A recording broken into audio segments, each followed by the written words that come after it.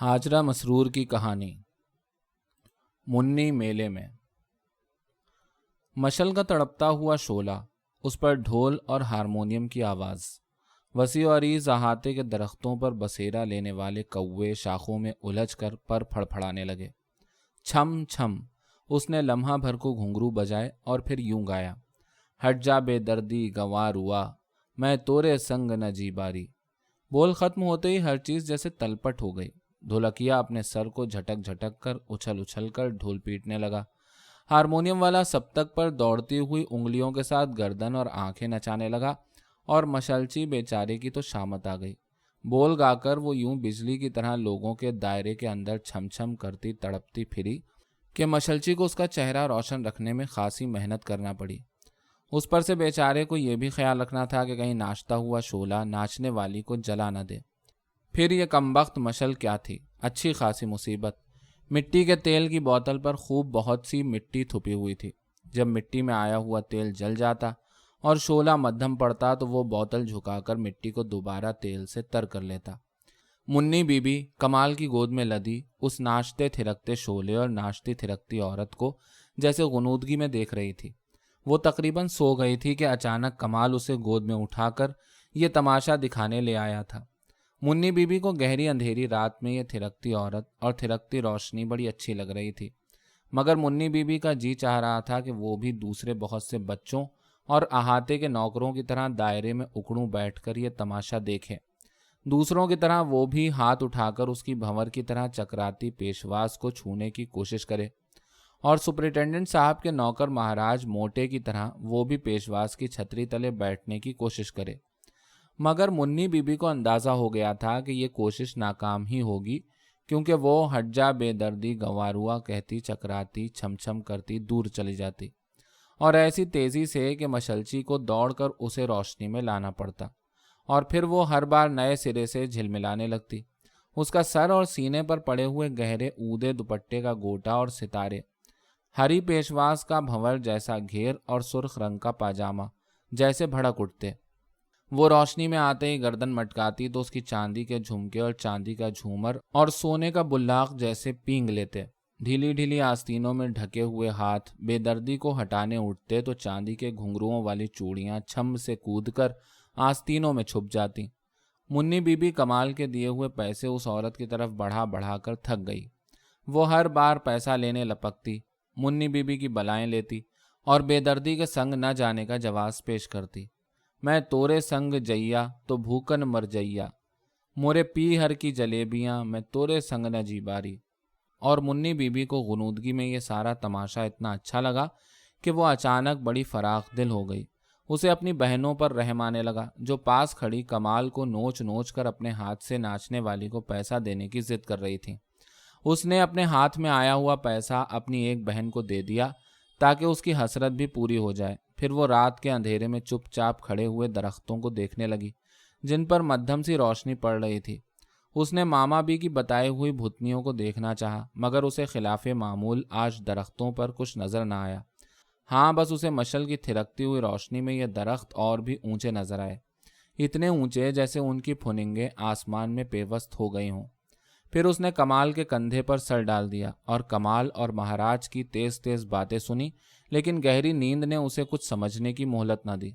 मगर जब अब्बा मियाँ दूसरे दिन शहर से लौटे तो महाराज मोटे ने पहले ही दिन उनसे कमाल की शिकायत जड़ दी, और अब्बा मियाँ घर में घुसते ही कमाल पर खूब बरसे।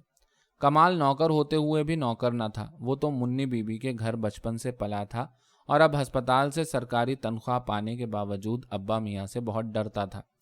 अबे हमारी अदम मौजूदगी में ताइफे बुलाता है और घर की बीबियों और बच्चियों को ये तमाशे दिखाता है। कम से कम 2 रुपए पर तो वो आई होगी, कमबख्त यूं हराम में अपने पैसे उड़ाता है। अब्बा मियाँ कमाल का कान पकड़े चिल्लाते रहे।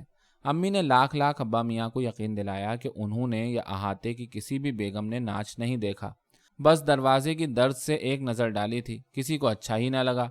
हम सब तो बैठ कर बातें करते रहे थे। इसके बावजूद कमाल के थप्पड़ पड़े, लेकिन कमाल यही कहे गया कि उसने तो ये ताइफा बुलाया ही नहीं था, महाराज ने बुलाया होगा। अब नाम उसका लगा रहा है क्योंकि रात दोनों का झगड़ा हो गया था।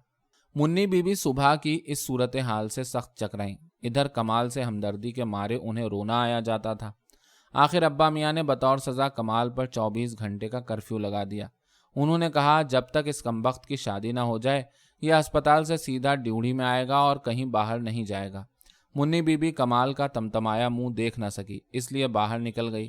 باہر اس کی بہنیں اور دوسرے گھروں کے بچے جمع تھے۔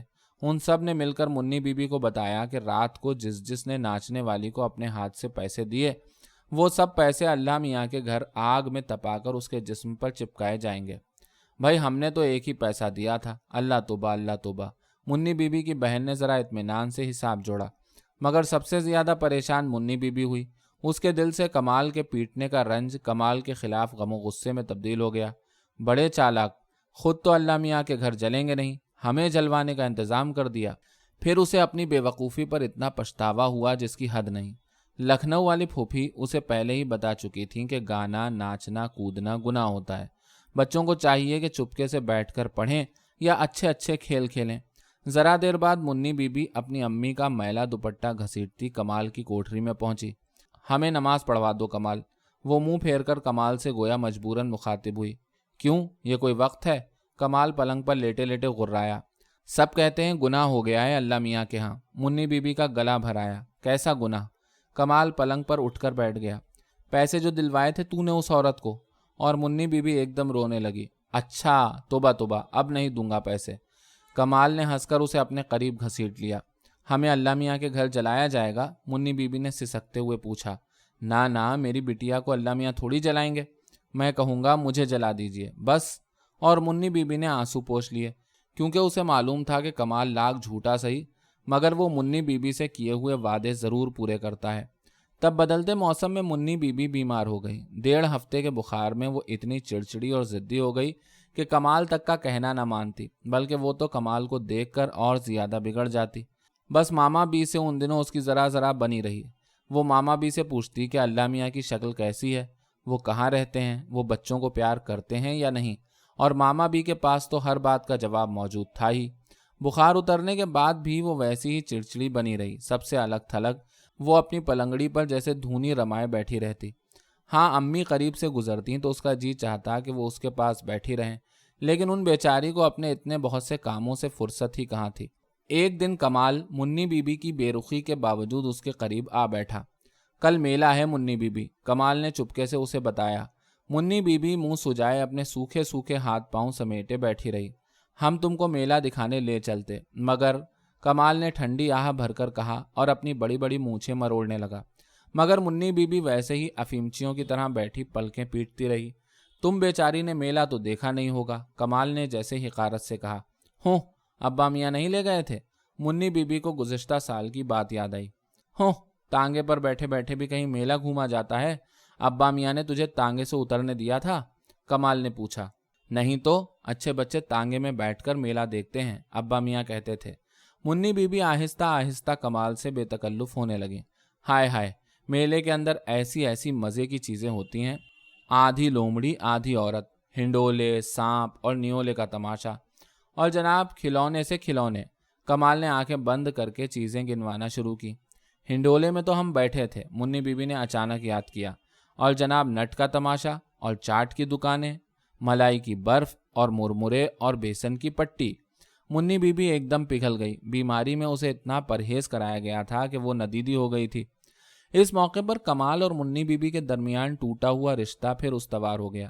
چپکے سے وعدہ ہوا، اور منی بی بی کی بہنوں کو خبر بھی نہ ہوئی کہ وہ جو بیٹھی خلا میں گھورتی رہتی ہے اندر سے اتنی چالاک بھی ہو سکتی ہے۔ منی بی بی کے خشک ہونٹوں پر مسکراہٹ آ گئی، اور اس نے اپنی بہنوں کو دیکھا جو بلی اور گڑیا کا بیاہ رچانے میں جٹی ہوئی تھیں، اور بلی پتیوں کا صحرا جھٹک کر بار بار گھروندے سے بھاگ جاتی تھی۔ اس رات منی بی بی نے خواب ہی خواب دیکھے، کھلونوں کی دکانیں ہی دکانیں، مٹی کی مورتیاں، کپڑے کی گڑیاں اور سیلولائٹ کے ببوئے، پھر جناب مٹی کی پوری ننھی سی گرستی، چکی چولہا، ہنڈیا اور گھڑے، سراہی، بیلن، پٹرا۔ مزے سے گڑیا کو جہیز میں دیا جا سکتا تھا۔ یہ چیزیں کمہارن بھی گھر میں لاتی، لیکن امی اس کی صورت دیکھتے ہی جل جاتی، کیونکہ وہ ہر کھلونے کا آنا مانگتی، چاہے وہ سر پر دودھ کا گھڑا اٹھانے والی گجریا ہو یا پیٹھ پر کپڑوں کی گٹری اٹھانے والی دھوبن، حتیٰ کہ کمر پر مشک لادے بھشتی اور سر پر ٹوپ پہنے صاحب بہادر کی بھی وہی قیمت۔ اس پر سے بخشیش کا سیر آٹا اور آج سیر گڑ الگ مانگتی۔ امی لینے کو تو یہ مورتیاں لے دیتی مگر گھنٹوں جھلاتی کہ خواہ پیسے کی بربادی، ذرا میں ٹوٹ کر مٹی میں مل جائیں گی۔ مگر منی بی بی اپنے حصے کی گجریا لے کر سوچتی کہ بھلا اتنی پیاری گجریا بھی ٹوٹ سکتی ہے، لیکن اسے کیا کیا جاتا کہ گجریا پانے کی خوشی میں دوڑتے بھاگتے وہ گرتی اور گجریا ایک دن میں ہی کھیل کھیل ہو کر پکے صحن میں بکھر جاتی، اور ساتھ اس کی ساری مسرت بھی ریزہ ریزہ ہو کر بکھر جاتی۔ پھر اللہ کرتا کہ بی بساتن، آئینے، کنگھے، مسی، سرما، ابٹن اور جانے کن کن الا بلا کے ساتھ دروازے پر پھیرا لگاتی تو منی بی بی فوراً ہی اسے اندر آنے کی دعوت دے دیتی، کیونکہ بی بساتن کی ٹین کی صندوقچی میں گڑیا بھی تو ہوتی۔ منی بی بی گڑیا کے لیے مچلتی تو امی کہتی، ہے یہ کمبخت، گندی سندی روئی بھری گڑیاں بھی تمہارے کھیلنے کی چیز ہیں، تم اپنے ببوئے سے کھیلو۔ مگر منی بی بی کو یہ سیلولائٹ کے سخت سخت ببوئے نہ بھاتے، اسے تو رنگ رنگ کے کپڑوں میں ملبوس انگل انگل بھر نمک پاروں کی طرح بڑی آنکھوں والی گڑیاں ہی اچھی لگتی۔ یہ گڑیاں اسے کبھی نہ ملی، ہاں وعدے ملتے کہ کل وہ اپنی امی سے کپڑے کی گڑیا یاد دلا کر بنوا لے، لیکن یہ وعدے کبھی پورے نہ ہوتے۔ مگر آج منی بی بی کے خوابوں پر تو نئے فیشن کے جاپانی کھلونوں کا اور امی کا بس نہ تھا۔ منی بی بی نے رات بھر سوتے میں اتنی بہت سی کپڑے کی گڑیاں خریدیں کہ اس سے اٹھائے نہ اٹھیں، اور پھر خوابوں میں ابا میاں کا زور بھی نہ چلا۔ جراثیم کی پرواہ کیے بغیر مزے سے وہ پتا پتا بھر چاٹ اور ملائی کی برف کھاتی رہی، مگر آخر خواب میں ابا کی سواری کا سفید جھاگ جیسے غلافوں والا تانگا آ ہی گیا، جس میں اس کی بہنیں فراکیں پہنے غرور سے بیٹھی میلہ دیکھنے چلی آئی تھیں۔ چمکتے ہوئے صبح میں منی بی بی کی آنکھ کھلی تو بڑی مشکل سے اسے یقین آیا کہ وہ خواب دیکھ رہی تھی۔ یہ صبح دسہرے کے میلے کی صبح تھی۔ منی بی بی خوابوں اور تصورات کے بوجھ سے لدی پھندی بے حد وقار کے ساتھ اپنی پلنگڑی پر اٹھ کر یوں بیٹھ گئی جیسے اس گھر کو ٹھینگے برابر بھی اہمیت نہ دیتی ہو۔ بیماری کے بعد سے شروع ہونے والے معمول کے مطابق نہ وہ ٹھنکی نہ روئی۔ اس نے باورچی خانے کے سامنے پڑی ہوئی بچوں والی بدصورت میز کے گرد بیٹھی ہوئی اپنی بہنوں کو دیکھا۔ وہ سب کیسی مربھکوں کی طرح چینی کے بڑے بڑے پیالوں پر جھکی گرما گرم دودھ اور ڈبل روٹی کے ملغوبے میں چمچے چلا چلا کر پیٹ کا دوزخ بھر رہی تھیں، اور انہیں خبر بھی نہ تھی کہ منی بی بی کو اس کمبخت ناشتے کی ذرہ برابر بھی پرواہ نہ تھی۔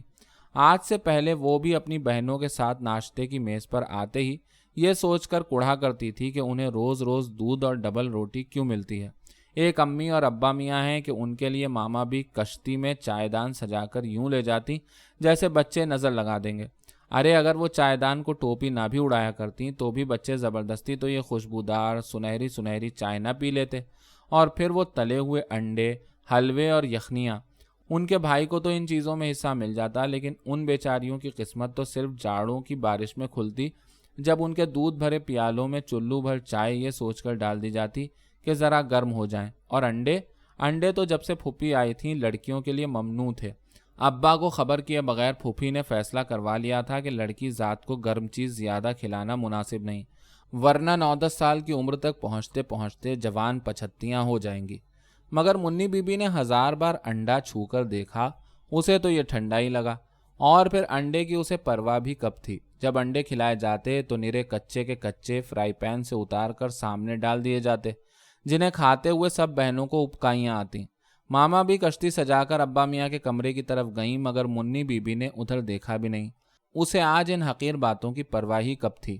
وہ بغیر کسی کے کہے پلنگڑی سے اتری، لوٹے کے بچے ہوئے پانی کے چند قطروں سے ایک ہی ہاتھ پھیر کر اپنا ماتھا، ناک اور تھوڑی چپڑ کر پھر اپنی پلنگڑی پر براجمان ہو گئی۔ منی بی بی ادھر دکھاؤ، پورا منہ دھویا یا آدھا؟ منی بی بی کی سب سے بڑی بہن نے روز کی طرح اس کی چوری پکڑنا چاہیے۔ وہ خدا جانے کیوں منی بی بی کو گندا ثابت کر کے بہت خوش ہوتی۔ دھو لیا، پونچھ بھی لیا، منی بی بی نے بڑے رکھ رکھاؤ سے جواب دیا۔ ہٹ گندی، ہمیں خوب معلوم ہے تو نے کلی بھی نہیں کی ہوگی اور فراک میں منہ پوچھا ہوگا، بڑی بہن نے کہا۔ اور آ کر یہ کھاؤ نا، بیٹھی کیا ہو، کیا تمہیں چائے ملے گی؟ دوسری بہن نے اس کے حصے کے بھرے ہوئے پیالے کی طرف اشارہ کیا۔ منی بی بی کا جی چاہا کہہ دے تم ہی کھاؤ، ہم تو آج، مگر کمال نے تو اسے منع کیا تھا کہ کسی سے میلے جانے کی بات نہ کرنا ورنہ سب پیچھے لگ جائیں گی۔ اس لیے منی بی بی اٹھی اور اپنی کرسی پر بیٹھ کر چمچا چمچا دودھ نگلنے لگی۔ اس صورتحال سے مطمئن ہو کر اس کی بہنیں میز پر سے خوش خوش اٹھ گئیں اور بھرا مار کر پچھلے احاطے میں بھاگ لیں۔ آج ماسٹر صاحب نے چھٹی کی تھی، اس لیے وہ اطمینان سے گھنٹوں کھیل سکتی تھی۔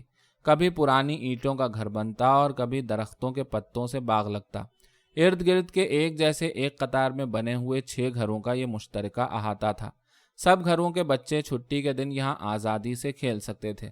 منی بی بی اپنی بہنوں کو جاتے دیکھ کر مسکرانے لگی۔ اسے معلوم تھا کہ ماہر کمال اپنی کوٹریا میں ان سب کے انتظار میں بیٹھا ہوگا۔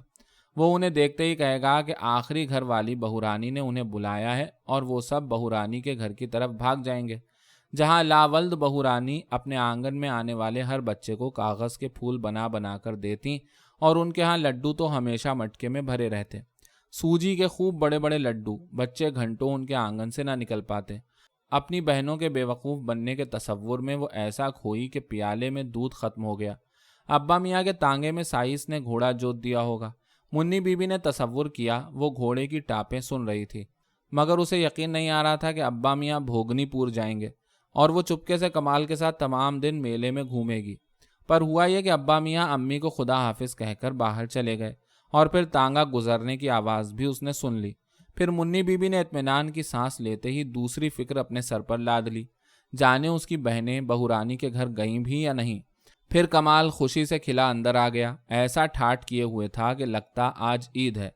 خوب گھیر کی شلوار، بوسکی کی قمیص، گلے میں سرخ رومال، اور سر پر یہ گزوں لمبی پگڑی، جسے اس نے بڑے بانکپن سے ایسا پیش در پیش باندھا تھا کہ اس کا بایاں کان تک ڈھک گیا تھا۔ امی نے کتاب پر سے سر اٹھا کر دیکھا اور مسکرائیں۔ دیکھیے باجی، اب صاحب اگر ماریں بھی تو میرے کان پر چوٹ نہیں لگ سکتی۔ کمال نے اپنے پگڑ کی طرف اشارہ کیا۔ دیکھا، تو ہے بڑا بے غیرت، کہہ دیتی ہوں شام سے پہلے آ جانا ورنہ پٹو گے۔ امی نے سنجیدہ بننے کی کوشش کرتے ہوئے کہا۔ مجھے کیا، نہیں جاتا، منی بی بی کی وجہ سے میں نے کہا چلا جاؤں، بیچاری منی بی بی اتنی بیمار رہی ہیں۔ کمال نے احسان امی کے سر رکھ دیا۔ ہاں تم تو بیچارے بالکل شوقین نہیں، خیر جلدی سے لوٹ آنا، امی نے کہا، اور کمال نے امی کو کوئی جواب دیے بغیر منی بی بی کو لال رنگ کی فراک پہنائی، اور پھر ننھا سا چوڑی دار پاجامہ جو عید پر پہنے جانے کے بعد اب ذرا چھوٹا ہو گیا تھا، بڑی مشکلوں سے ایڑیوں پر چڑھا۔ اور کوئی دن ہوتا تو منی بی بی اپنا پیر موڑنے پر خاصا چیختی چلاتی، مگر آج قریب بیٹھی وظیفہ پڑھتی پھوپھی نے اس کی سی تک نہ سنی۔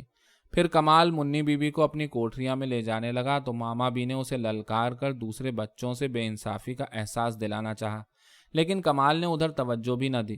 ایک دم جانے کیوں اپنی بہنوں کے لیے منی بی بی کا جی پگھل گیا۔ کمال نے اپنا بکس کھول کر وہ ٹوپی منی بی بی کے سر پر جما دی جس پر خوب ڈٹ کر ستارے اور گوٹا تھپا ہوا تھا، اور اوپر رنگین پر کی کلغی کی تھی۔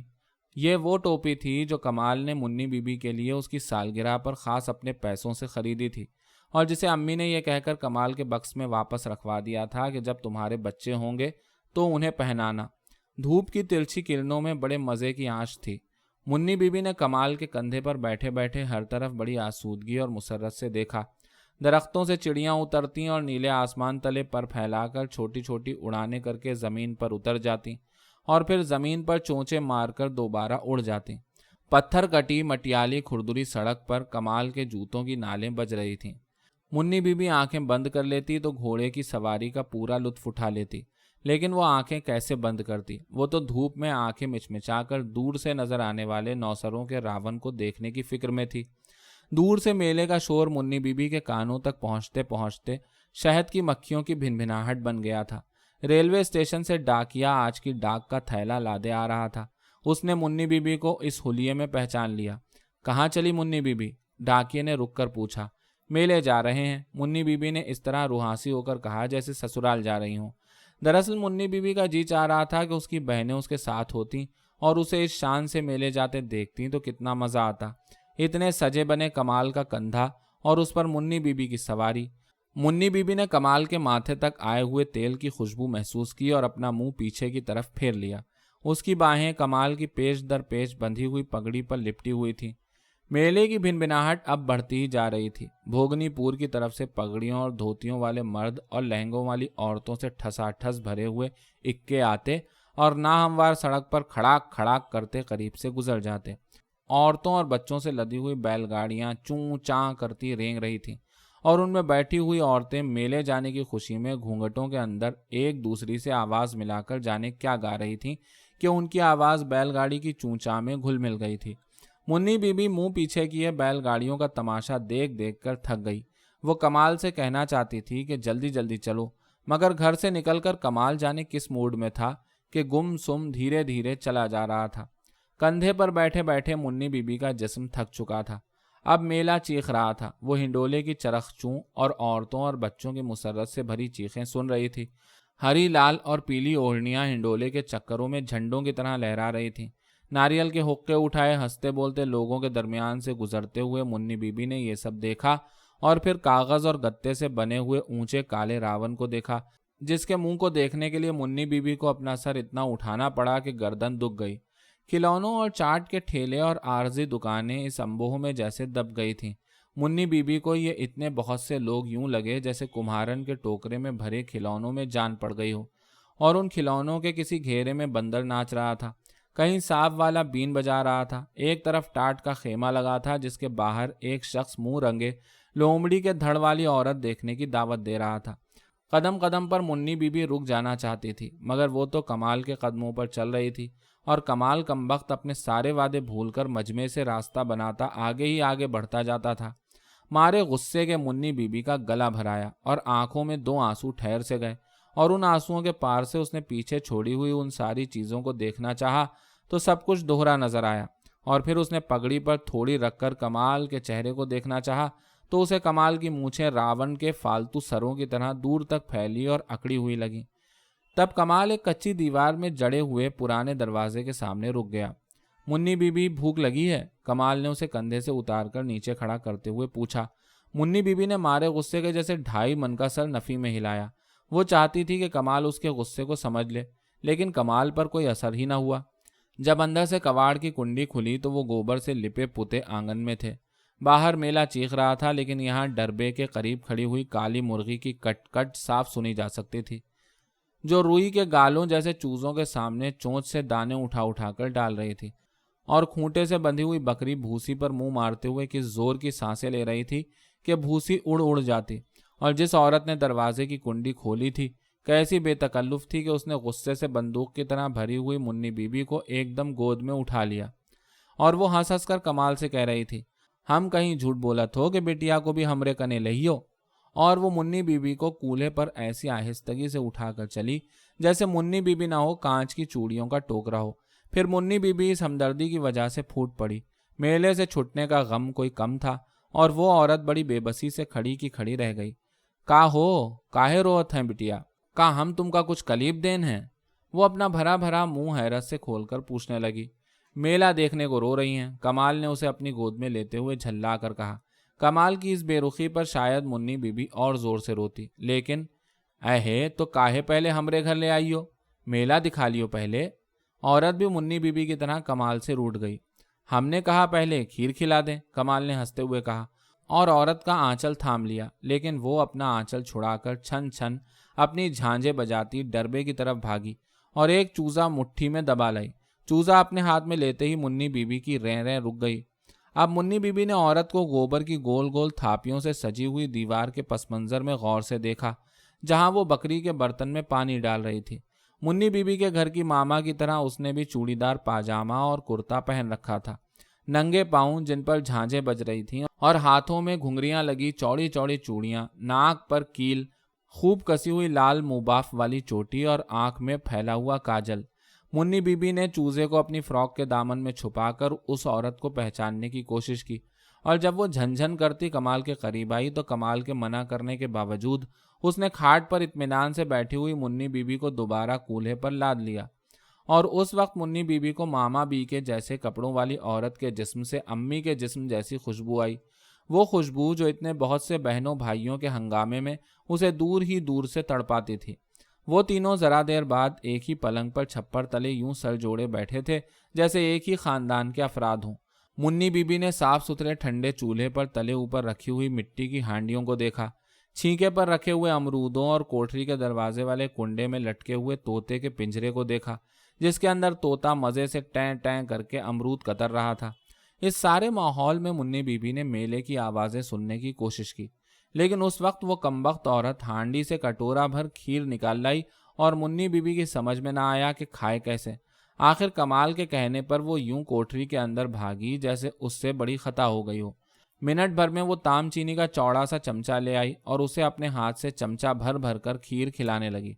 منی بی بی خوب اترا اترا کر کھاتی رہیں اور قریب لیٹا ہوا کمال اینڈ کر بار بار کھیر کے لیے اپنا منہ کھول دیتا، لیکن عورت نے چمچا بھر کھیر اسے نہ دینا تھی نہ دی۔ ہاں، وہ بار بار کمال کو اس طرح منہ بنا کر گھورتی جیسے امی مہمانوں کے ساتھ منی بی بی کو بدتمیزی پر گھورتی تھی۔ کمال کی یہ گد دیکھ کر منی بی بی کو ہنسی آ گئی۔ پیٹ بھرنے کے بعد شاید منی بی بی پھر میلے کے بارے میں سوچتی، لیکن وہ عورت اتنی مہلت ہی نہ دیتی۔ بار بار صدقے قربان ہو کر کبھی وہ منی بی بی کی پرانے فیشن کی ٹوپی پر لوٹ جاتی اور کبھی منی بی بی کی صورت پر۔ منی بی بی مارے غرور کے پھولی جا رہی تھی۔ منی بی بی مرغی کے بچے سے کھیل کھیل کر تھک گئی تو پھر ضدیں شروع کر دیں۔ عورت کے ہاتھ کی چوڑیاں اتروا کر اپنے پاؤں میں پہنی اور پھر چھم چھم کرتی سارے گھر میں دوڑتی پھری۔ گوبر کی تھاپیاں دیوار سے اکھاڑ پھینکی، بکری کو لکڑی سے مارا اور پھر گڑیا کے لیے مچل گئی۔ ان دونوں کا کھانا حرام کر دیا۔ کمال نے نوالے نگلتے ہوئے کہا کہ ابھی میلے سے خرید دیں گے گڑیا، لیکن منی بی بی بات مان جاتی تو اس کی بادشاہت میں فرق آ جاتا، یا وہ عورت صبر کر جاتی تو اتنی دیر میں منی بی بی مر نہ جاتی۔ مگر وہ تو کھانا چھوڑ کوٹری میں گھس گئی، کھوٹیوں پر سے گٹھریاں اتار اتار کر گڑیا بنانے کا سامان جمع کرنے لگی۔ منی بی بی نیم تاریخ کوٹری میں کھڑی اس کے پلو سے کھیلتی رہی، جیسے وہ ڈرتی ہو کہ عورت کہیں ادھر ادھر نہ جائے۔ گڑیا کوئی ایسی چیز نہ تھی کہ منٹوں میں بن جاتی۔ تکیا کھول کر روئی نکالی گئی، پرانا پاجامہ پھاڑ کر کپڑا بیوتا گیا۔ گڑیا کے انتظار میں منی بی بی کی آنکھیں غنودگی سے بھاری ہو گئیں۔ پھر اس نے اپنی بند ہوتی ہوئی آنکھوں کے سامنے کمال کو عورت کا ہاتھ کھینچتے ہوئے دیکھا۔ شرم نہیں آوت ہے؟ وہ بگڑ کر چلائی۔ ہے تیری بڑی شرم والی آئی ہے۔ کمال پھنکارا اور پھر منی بی بی نے غنودگی کو جھٹک کر دیکھا۔ عورت کی آنکھوں میں آنسو تھے اور وہ گڑیا چھپا چھپ سی رہی تھی۔ اور کمال کا چہرہ منی بی بی کو اتنا برا لگا، اتنا برا کہ وہ ڈر کر عورت کے گھٹنے پر اوندھ گئی۔ پھر منی بی بی نے ایک دیہاتی لوری سنی اور عورت کی گود میں پسر کر سو گئی۔ جب منی بی بی عورت کی گود میں کنمنا کر جاگی تو عورت نے سب سے پہلے اس کے ہاتھ میں گڑیا پکڑا دی۔ گڑیا کے ماتھے پر ستارے کی بندیا اور دوپٹے تلے ماؤں جیسا بھرپور سینہ تھا اور جسم پر گوٹے ستارے سے بھری پیشواز۔ کمال گھر میں نہیں تھا، باہر میلہ چیخ رہا تھا، مگر منی بی بی کو دونوں میں سے ایک کا بھی خیال نہیں آیا۔ مزے سے گڑیا لیے عورت کے پیچھے پیچھے سارے گھر میں پھرتی رہی۔ عورت نے گھر میں جھاڑو لگائی، بکری کی منگنیاں سمیٹ کر کنارے جمع کی، مرغی کو اس کے چوزوں کے ساتھ ٹاپے تلے بند کیا، طوطے کو امرود دیا اور پھر منی بی بی کا منہ ہاتھ دھلا کر سر میں خوب تیل چپڑ کر ٹوپی جما دی اور پھر آنکھوں میں کاجل لگا کر ماتھے پر انگلی دھیمے سے چھوا دی، نظر نہ لگے۔ اس نے چٹ چٹ منی بی بی کی بلائیں لی اور خود منہ ہاتھ دھو کر کنگھی کرنے بیٹھ گئی۔ تب کمال آ گیا، منہ تھتھائے۔ گڑیا کا جیور لائے؟ عورت نے سر پر دوپٹہ ڈال کر ذرا بے رخی سے کمال سے پوچھا، اور کمال نے رانگے کے زیور کا آنے والا پتا اس کے سامنے پھینک دیا اور وہ پلنگ کی پٹی میں اڑسی ہوئی سوئی لے کر گڑیا کے ماتھے پر چھپکا اور کانوں میں بندے ٹانکنے لگی۔ پھر اس نے گڑیا کے گلے میں رانگے کا ننھا سا توق اور ٹکلیوں والا ہار پہنایا، ہاتھوں میں رنگے کے کڑے اور پاؤں میں جھانجھے۔ چلو منی بی بی، دیر ہو رہی ہے۔ کمال نے ایک دم بے صبر ہو کر منی بی بی کا ہاتھ پکڑ کر گھسیٹا۔ نہیں، منی بی بی نے جواب دیا، ذرا دم لیو، گڑیا تیار۔ وہ جیسے چوٹ کھا کر تڑپی۔ میلے میں بہت گڑیاں مل جاتی ہیں۔ کمال نے پھر منی بی بی کو گھسیٹا، لیکن منی بی بی گڑیا ہاتھ میں لے لینے کے باوجود باہر نہیں جانا چاہتی تھی۔ تم بھی چلو۔ منی بی بی نے عورت کا پلو نہ چھوڑا اور وہ اپنا سر ڈھکے ساتھ ساتھ دروازے تک آئی۔ چلو، ہم تمرے پیچھے آوت ہیں، وہ آہستہ سے بولی۔ کمال نے منی بی بی کو کندھے پر بٹھانے کے لیے ہاتھوں میں اٹھایا تو وہ ٹھٹک گیا۔ تو نے کاجل لگا دیا منی بی بی کو، اور یہ کالا ٹیکا ماتھے پر؟ وہ چیخ کر بولا اور اپنے رومال سے ماتھے اور آنکھوں کا کاجل پونچھنے کی کوشش کرنے لگا، لیکن منی بی بی قابو میں نہ آئی۔ عورت کچھ نہ بولی، پھر وہ چلنے لگے۔ وہ دروازے میں کھڑی رہی۔ منی بی بی نے گردن موڑے موڑے اسے دیکھا، پھر وہ دروازے سے نکل کر پیچھے پیچھے بھاگتی آئی اور کمال رک گیا۔ لے یہ اپنا روپیہ۔ عورت نے روپیہ کمال کے سامنے پھینک دیا اور واپس چلی گئی، اور منی بی بی کا کلیجہ کھینچ کر اس کے ساتھ چلا گیا۔ اتنے بڑے میلے میں منی بی بی کو تنہائی کا گہرا احساس ہوا۔ وہ منہ لٹکائے میلے سے گزرتی گئی۔ سورج چھپنے لگا تو 9 سروں والے راون کو آگ لگ گئی۔ راون کے پیٹ میں بھرے ہوئے پٹاخے شدت سے پھٹنے لگے۔ منی بی بی کو ڈر لگا، پھر رام، لکشمن اور سیتا کے جلوس کو دیکھ کر وہ ڈر کم ہو گیا، لیکن کمال خدا جانے کیوں اسے بہت اجنبی سا لگ رہا تھا۔ کمال نے منی بی بی کو سارے میلے میں پھرایا، چاٹ کی دکان، مرمرے والے کا خوانچہ اور ملائی کی برف والے کے پاس باری باری لے گیا۔ گیس کے ہنڈوں اور دو شاخے چراغوں اور لالٹینوں کی روشنی میں دکانیں چمک رہی تھیں۔ کھلونوں کی دکانوں پر بچوں کا ہجوم تھا۔ اس کے باوجود منی بی بی کمال کے کندھے پر گمسم بیٹھی رہی۔ کمال اس سے بار بار پوچھتا، یہ لوگی وہ لوگی، لیکن منی بی بی تو بالکل سادھو ہو چکی تھی۔ اس کے باوجود کمال نے بساتی کی دکان سے کاجل کی ننھی سی ڈبیا خرید لی۔ دیکھو منی بی بی، کسی کو بتانا نہیں کہ کاجل کس نے لگایا تھا، کمال نے اسے ہدایت کی۔ اچھا، اور دیکھو کہنا گڑیا کمال نے دکان سے خریدی تھی۔ اچھا، منی بی بی نے بے دھیانی سے کہا، کیونکہ وہ تو کمال کے کندھے پر بیٹھی میلے کے بیچ میں لوگوں کے ایک دائرے میں کھڑی ہوئی ایک عورت کو دیکھ رہی تھی، جس کے پیچھے ڈھولکیا اور ہارمونیم والا سر تال درست کر رہے تھے، اور مشلچی دوپٹے کا پلو ٹھیک کرتی ہوئی اس عورت کے آگے بوتل پر ناچتے ہوئے شعلے کو لہرا رہا تھا۔ شعلے کی روشنی میں پاؤڈر سے سفید کیے ہوئے چہرے والی عورت بار بار اپنا دوپٹہ ٹھیک کر رہی تھی۔ دوپٹہ جس کے ایک آنچل پر تو لچکا گوٹا موجود تھا مگر دوسرے آنچل پر غائب۔ منی بی بی کو یاد آیا، ایک رات غنودگی کے عالم میں اس نے اپنے گھر کے دروازے پر اسے ناچتے دیکھا تھا اور پیسے دیے تھے، اور سب نے کہا تھا کہ گناہ ہو گیا تم سے۔ کمال کمال، وہ عورت۔ منی بی بی خوفزدہ ہو کر کمال کو ادھر متوجہ کرنے کی کوشش کرنے لگی، لیکن کمال میلے سے باہر آ رہا تھا۔ راستے میں کمال کی پگڑی سے لپٹے لپٹے منی بی بی نے بہت سی ہدایتیں سنی۔ وہ دھیرے دھیرے سے اچھا کہتی اور پھر انجانے سے دکھ میں ڈوب جاتی۔ میلہ آہستہ آہستہ دور ہو گیا اور منی بی بی کا دل وہیں کہیں میلے میں کھو گیا۔ اسے اپنا مرغی کا چوزا یاد آنے لگا اور وہ عورت جس پر وہ ایک دن کے لیے حاکم بن گئی تھی۔ رات کو گھر پہنچ کر کمال نے منی کو کندھے سے اتارا تو ابا میاں جھپٹ کر کمرے سے نکلے اور آتے ہی کمال کے سامنے چیخے، کہاں رہا دن بھر؟ میلے میں صاحب، حرام زادے، میں نے خود تجھے اس رنڈی کے گھر سے نکلتے دیکھا۔ ابا میاں دہاڑے اور پھر کمال کے منہ پر الٹے سیدھے کئی تھپڑ برس پڑے۔ پگڑی کھل گئی اور کمال سر جھکا کر بیٹھ گیا۔ ابا میاں اندر چلے گئے۔ منی بی بی گڑیا دبوچے سہمی ہوئی اپنی امی کے قریب چلی گئی، لیکن کمال کو یوں پٹتے دیکھ کر منی بی بی کا دل اس کے لیے حقارت آمیز رحم سے پر ہو گیا۔ یہ گڑیا پھر دلا دی اس کمبخت نے، جانے کیسی گندی روئی بھری ہوگی، امی نے چلا کر کہا، اور منی بی بی نے گڑیا لے کر آسمان پر اڑ جانا چاہا۔ چھی چھی، گندی چیز، امی نے گڑیا اس کے ہاتھ سے چھین لی۔ پھر انہوں نے لالٹین کی روشنی میں گڑیا کو غور سے دیکھا۔ یہ کس نے دی ہے تم کو؟ امی نے ذرا مسکرا کر پوچھا۔ منی بی بی نے تکیے کی روئی کا حوالہ دیتے ہوئے سچ بات کہہ دی۔ وہ سمجھ رہی تھی کہ اب اتنی صاف ستھری خوبصورت گڑیا امی اسے واپس کر دیں گی۔ ہے ذرا دیکھنا، یہ گڑیا بنائی ہے یا پوری عورت؟ توبہ، یہ خراب عورتیں بچوں تک کو اپنے ہتھ کنڈوں سے خراب کرتی ہیں، امی بڑبڑائیں۔ گڑیا کا دوپٹہ الٹ کر دوبارہ اس کا ماؤں جیسا ابھرا ہوا سینہ دیکھا اور گڑیا ماما بی کی طرف اچھال دی۔ لو، اسے چولہے میں ڈال دو۔ اور ماما بی نے گڑیا بڑے غصے سے چولہے میں جھونک دی۔ پھر جو وہ اپنا بھاری بھرکم جسم ہلاتی لوٹی تو منی بی بی ڈری کہ کہیں ماما بی اسے بھی چولہے میں جھونکنے تو نہیں آ رہی ہیں۔ خراب عورت، خراب عورت۔ منی بی بی کی سمجھ میں نہیں آیا کہ عورت کون ہوتی ہے، اور منی بی بی الجھ کر اتنا روئی، اتنا چیخی کہ ابا میاں کو کمرے سے دوبارہ نکل کر اس پر تھپڑ برسانے پڑے۔